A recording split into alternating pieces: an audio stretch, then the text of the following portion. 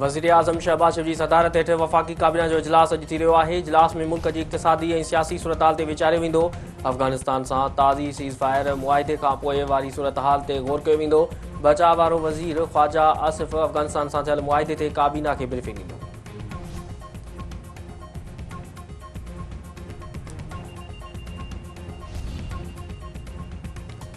सिंध में अमन अमान की बेहतरी तरफ़ वॾो क़दम। 72 ॾोहारनि ॾोहनि जी दुनिया छॾे हथियार फिटा करे छॾिया। पुलिस लाइन शिकारपुर में हथियार फिटा करण वारी तक़रीब में ॾोहारनि गिरफ़्तारी ॾिनी।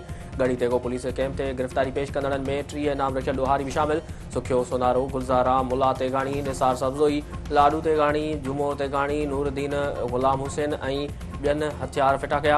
सूबाई घरू वज़ीर ज़ियाउल हसन नंजार चयो आहे त हथियार फिटा कंदड़ कानून मूजिबि केसनि खे मोड़ ॾींदा।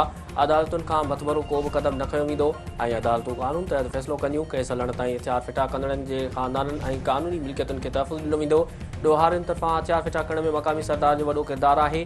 IG सिंध गुलाम नबी मेमून जो चवणु आहे त ॾोहारनि लाइ हीउ बहितरीनु मौक़ो आहे ऐं पाण खे पेश करे सुकून जी ज़िंदगी गुज़ारण ऐं ॿारनि खे तालीम ॾियारे सुठो शहरी बणाइण त जीअं समाज में अमन क़ाइमु थी सघे। ॾोहारनि पंहिंजे ॿारनि जे मुस्तक़बिल लाइ हथियार फिटा कया आहिनि। को बि ॼम खां ॾोहारी नाहे हूंदो। वक़्त ऐं हालतूं ॾोहारनि बणाईंदियूं आहिनि। हर सरदार पंहिंजे राज खे सिधी राह ते आणे त बहितर आहे। हीउ प्रोग्राम हिकु पैगाम आहे। ॿिया सरदार बि ईंदा। तेगू ख़ान तेगाणी, हथियार फिटा करणु सुठो अमल आहे पर ॾोहनि जी दुनिया छॾींदड़ जी बहाली अहम हूंदो। ईअं न थियो त सॼी महिनत ज़ाया वेंदी। शहरयार ख़ान महर, ॾोहारनि जा ॿार हथियारनि बदिरां कलम हथ में खणंदा त सुठो अमल हूंदो। ज़ुल्फ़कार कुमारी।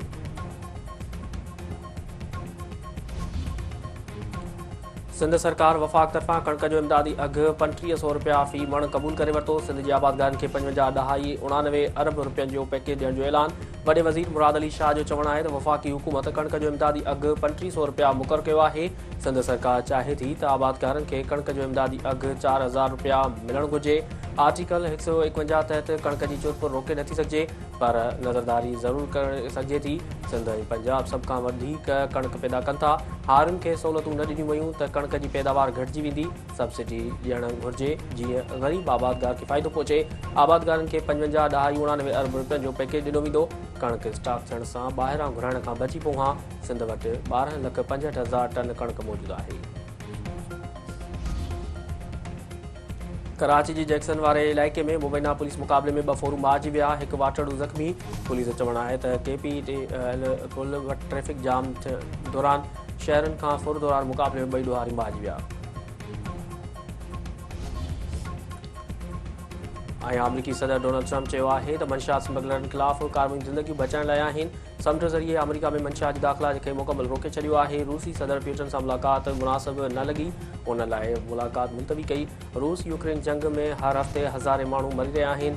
रूस ते वधीक पाबंदी जो मक़सदु सदर प्यूटन ते जंग बंदी लाइ दबाउ विझणु आहे। ॾखण कोरिया जे दौरे दौरान चीनी सदर सां मुलाक़ात तइ आहे। डोनाल्ड ट्रम्प जी नीटो जी सेक्रेटरी जनरल सां मुलाक़ात।